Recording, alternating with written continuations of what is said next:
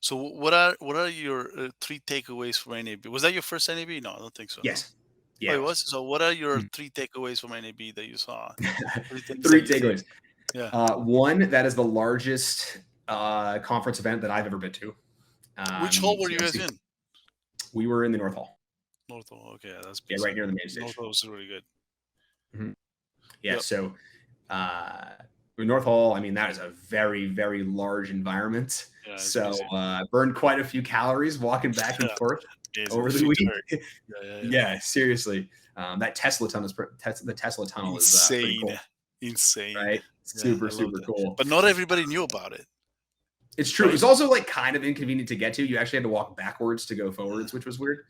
But once they connect that thing to the airport and the other that's right. stadiums, that's when it becomes awesome. And I So think it should be without a driver, right? That's really the yeah, experience it is there really doesn't make sense to put humans down there. to put that guy there. Listen, Mhm. so okay, that's one. Then two, I guess the Tesla. Then the third takeaway. Third takeaway uh, needs a lot more pre-planning if you want Okay. to connect Yeah. with the actual broadcasters. That was a big learning. We thought that guys like HBO Max or Paramount Plus would have their own booths, but really it was clearly more aligned with the tech vendors or Right. technology vendors in general who had the booth. So a little more pre-planning and setting up a lot of conversations will be something that we'll focus on next year. Yeah, we've been going for more than 10 years to that show, and I think what's interesting was the fact that it was smaller than the years before. So some people say that it's probably going to stay this size. Quality of people attending was good. I felt more like an IBC. IBC is the same type of show, but in Europe, much Mhm. more for the rest of the world. And but it was great to be back. It was great to have face to face meetings. Great. I don't know if you were able to attend any of the sessions we did, and some of the conferences were really, really good. Good quality, very good quality. So I want to go back 1 second on Netflix. Netflix. One of the things that we notice also is that Netflix is still not talking about live streaming, right? Mhm. Everything is VOD. Do you think they're gonna take that path? That's a really good question.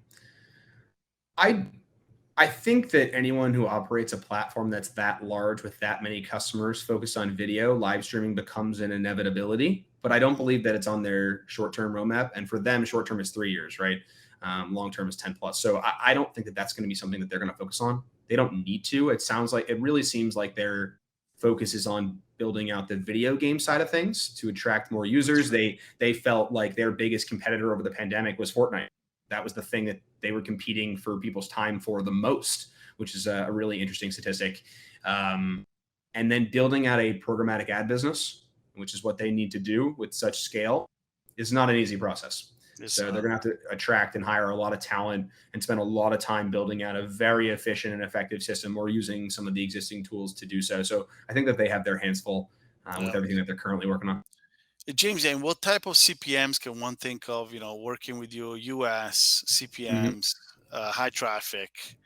What are we talking about here? Because Yeah, people want to sure. So monetize, right? So this is all about monetization. absolutely.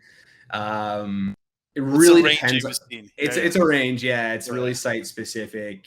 Open market CPMS can range anywhere from $1 to $4 for native or display. But when we start to loop in a lot of our own campaigns from more of a blended CPM, we're looking at more of the $3 to $15 range. Amazing, huh? I mean, it's definitely a range, but So it's more between traffic. display and video.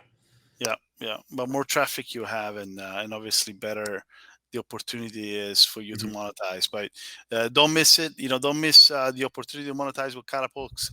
We're out of time, James. Anything else you want to say to our viewers? We're gonna take this video, by the way. We're gonna create micro capsules. A couple of things to say Sure. about this video, this podcast.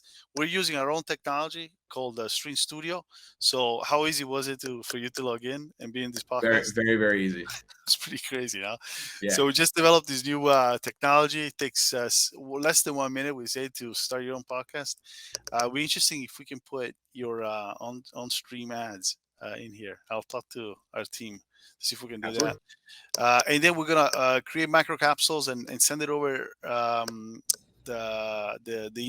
different social medias so that you can share as well.